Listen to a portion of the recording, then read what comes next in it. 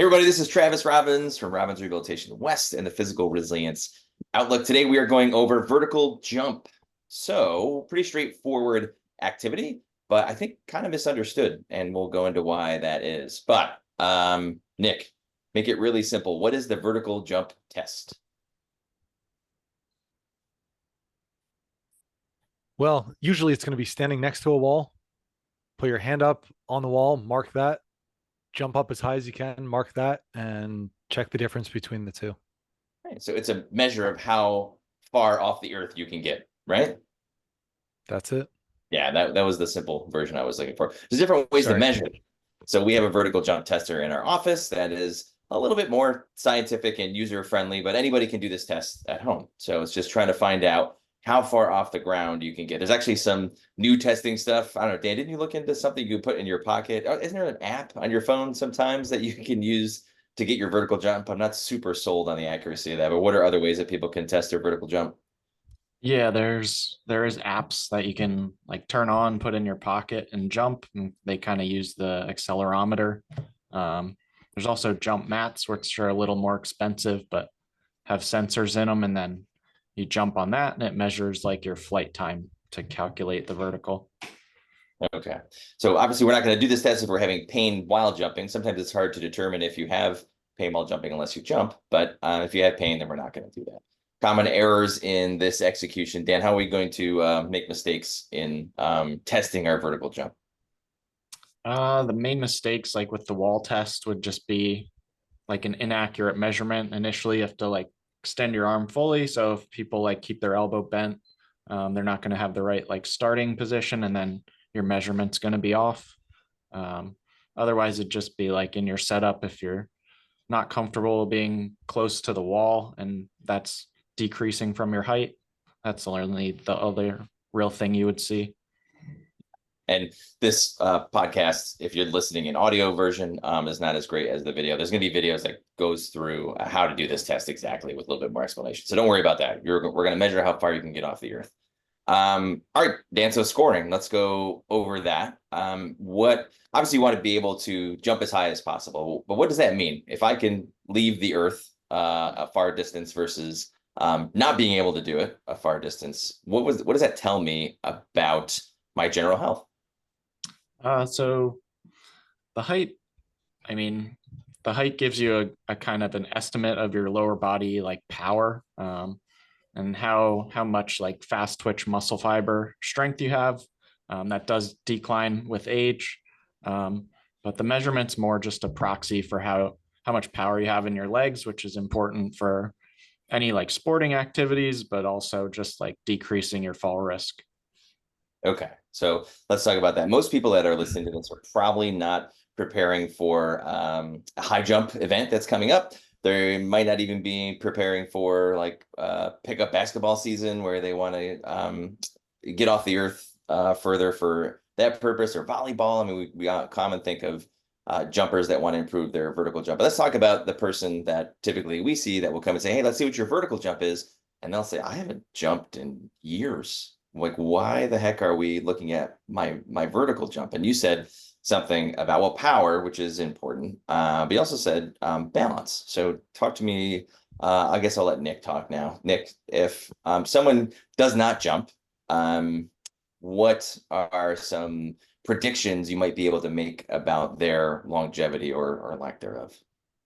Well, here's where we talk about just that falls risk too, and the longevity that can kind of shave off one's lifespan.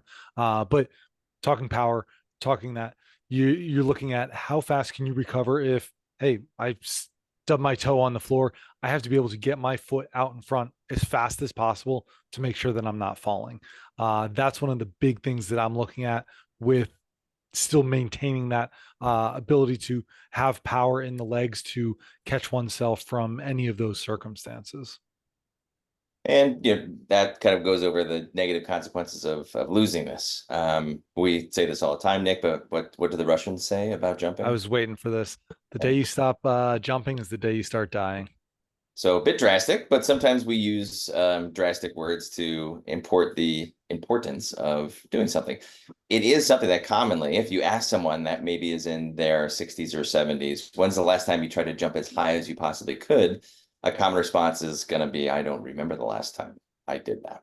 And it is a reflection, like Dan said, of power, which is something that you definitely want to have as you get older. We grade it in terms of the testing and scoring in a couple different buckets, mostly graded by age. So we're expected to see a decrease in this as you get older. Dan, why don't you talk about what happens on a little bit more science nerd level in terms of type 1 versus type 2 fibers and how those are affected as you get older? So type 1 muscle fibers are kind of like slower twitch, endurance based. And then type 2 is more like that fast work rate, high strength. Those are the ones that are kind of preferentially lost as you get older. Partly because of aging, but probably a large part is just because people stop using them. Those are like your strength and power fibers, like I said. So people stop doing those activities as they get older. So those are the ones that kind of decline as you age. Yeah, I think there's research that has been out for a while that says muscle mass will decrease as you get older. And it's kind of been recently said that that's just part of the natural aging process. And more recently, I've heard, well, is it part of the natural aging process, or do we just stop doing the things that would help us maintain or grow muscles? So that's very interesting to me. Is that a product of, like it says, it's been said that, well, as you get older, you're just going to lose type 2 muscle fibers. I don't know if I agree with that being true, that it's just going to happen no matter what. I think what's happening is maybe there's not a lot of vertical jump, agility, things that we want to shine a light on in terms of importance that's happening as you get older. I can tell you, I do a lot less vertical jump and agility training than I did when I was playing football in college. So my type 2 muscle fibers are decreasing. Is that because I'm in my mid 40s, or is it because I don't work on that stuff anymore?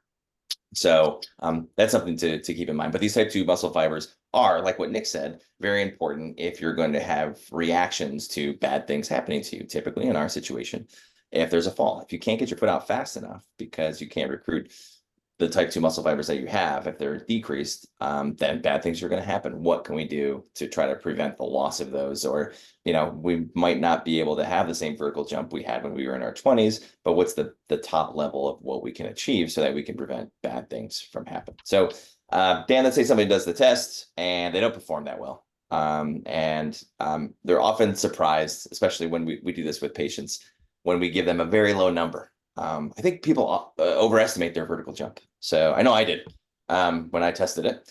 And I thought there was a really small number. So if someone has a vertical jump that is very low and they want to improve it for all the reasons that we talked about, what are some super common things, easy things that they can do to try to improve that? Yeah, at the lowest level, it's just going to be any kind of lower body strengthening, heavier weight to kind of bias more towards that strength and power. It's also like the intent which you do the exercise. So you can do like a squat, but your goal should be to stand up as fast as you can. The lowering can be slow, but really try to explode up. And then we're going to progress them into just simple hopping activities. Even like jump rope would be a good starting point, just to get them used to that rhythmic kind of leaving the ground and then re-landing. But yeah, just building up from there. Okay, so let's say I'm someone in my 60s and I'm like, you know what? I haven't jumped in 25 years. I'm invested. You guys are making some sense. So I'm going to start doing this. What would programming look like for someone that is like, I want to start jumping, but I really have not done it in several decades? What would that advice for you for that person who, let's say they're not having any current orthopedic issues, but have not jumped in a while? What would you tell them? So I'd probably start them like depending on balance too. You can still work on jumping activities, just using some kind of support. You can set up next to a wall, next to any kind of sturdy object you can just kind of lean your hand against, and then start doing some little pogo hops, jumping from there. Build up the height as you feel comfortable. I usually tell people to get the get the rhythm and the coordination down before they really start pushing the velocity. But yeah, if you're not comfortable with balance, you can start next to a wall. If you are comfortable with balance, you can start away from a wall, working on more height. And then, yeah, there's a lot of progressions. Nick, anything to add to that in terms of how you would instruct someone to start jumping again if they haven't in a while? It's just practice. Again, is really just practice. Try and get both feet off the floor. Start there. Yeah. So that is, there's going to be some more programming. So as you guys go through the podcast, and you'll see as you go further down here, we have further explanation about how to do the test, but there's also some programming that Nick and Dan have come up with to try to help you out with this, as long as you're doing these movements pain-free, and then just testing it, seeing where you're at, and then retesting it. The method that you use to test it is not as important as when you do the programming. If your vertical jump improves, then you know that the programming has been effective. Any final thoughts on vertical jump, guys? Just remember what the Russian said. That's right. If you stop jumping, that's when you start dying. All right. Thanks for everybody for listening. And here's the better health through better understanding. See you guys soon.